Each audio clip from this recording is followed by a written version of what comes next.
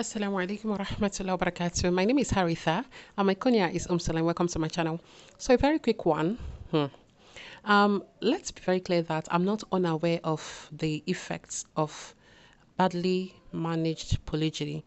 I'm not unaware of the detriments that a badly handled polygyny can cause, the children, the wives, and even the man himself, and then to the entire, to the ummah at large, because it will add to the statistics of the negativities associated with polygyny. I am very much aware, and that is why I try as much as I can in my advocacies. I don't just advocate for monogyny or polygyny. I advocate for positivity, regardless of the type of marriage you choose or find yourself in by the Qadar of Allah.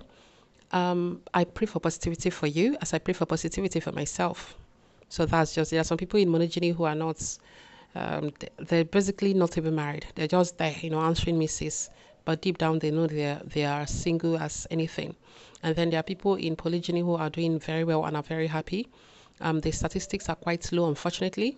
So I know all of this. However, Allah in his infinite knowledge, in his infinite wisdom, who made polygyny halal, knows why. And then he also said that if you know you're not going to be capable, stick to one.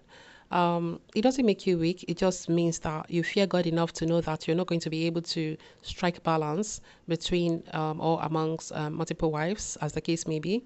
So that's just it. You married to one, you do it well, mashallah. You married to four, you do it well, mashallah. The end goal of it all is to do it the way Allah wants, in a way that pleases Allah, and in a way that will be rewarding to you in this world and in the hereafter. So this brother said, tonight I am pained by the pains of those women without crowns, no place to call their queendom. Their husband died or are separated from them for unavoidable circumstances. They suffer two excruciating pains, financial and emotional. That of finance is less compared to their emotional needs. I really do sympathize with them. I know women who pull their veils after divorce from their marriages a lot. Not because they ever did it for show off, but because the men that stood as guards have gone and thus they have become vulnerable. Some of these women would barely survive a couple of weeks without intercourse, and now they have to do without it for months and even years. I hear their cries and feel their pains, and if only one could be a husband to all of them. A woman, while seeking to remarry, practically told me that between her and zina was just a phone call away. Dear men, look at your agenda again and kindly prioritize marriages to widows and divorces. Allahumma barik. I really like this, this angle this brother has brought this from. And the thing is, if we are all being honest and sincere, with ourselves, you have a friend, a sister, a neighbor, or you basically know someone who is a widow or divorcee with children and, needs a man. And just like he clearly stated, and I would say rightly stated, he said finance is less compared to that of emotional needs. And I agree, because quite common, a lot of women are now at the point where, to an extent, are financially stable and can manage, take care of their kids and themselves to, an extent. Not all, but a lot. Yet they need, a man for companionship, because we are human. We are social beings, right? And even very emotional as well. So, and especially being a Muslim, you know that you cannot have any sexual relationship or any romantic relationship outside of marriage. So this means that whether for divorcees or widows, there is still need for them to remarry, for those who want to, for those who need it. You understand? Some may be able to stay single for life and it's just really okay, but not all can, right? A lot of men, majority of men will not settle for widows and divorcees with children as a first wife or as a first and only wife, let's be honest. And a lot of these widows and divorcees won't even want to be first wives too. Yes, imagine you already have 5 children or 6 in your previous marriage, and this man also wants 5 or 6 in his own marriage. So how do you want to pull that off? It's not impossible, but it's not the common thing, the common ability for women. So these women definitely mostly fit into subsequent wives, or maybe a wife to another divorcee or a widower. You understand? So this is a call to men, because I find men very hypocritical. Yes, very, very hypocritical. I say hypocritical in the sense that a lot of men, when we go online, what we see, especially when sisters are like, no, they are, showing their displeasure with polygyny. In the comment section, what you would always read is men say, if we don't marry these women, if we don't marry more women, who would marry the divorcees, the widows, the old women, and all of that? But the truth is, in reality, when it's time for these men to take another wife, they don't marry this category of women. And in my opinion, this is one of the beauties of polygyny because somehow women like that are able to be catered for still by a man. Do you understand? So if then these men who come online to still say, oh, the essence of polygyny is so that every woman can have a husband, when it's time for you to take another wife, you're going to the very same sister or woman who does not have a limited option. Because you don't want to tell me a single girl of 17, 18, 20, early 20s has limited option already and, needs you to be married as, it's halal.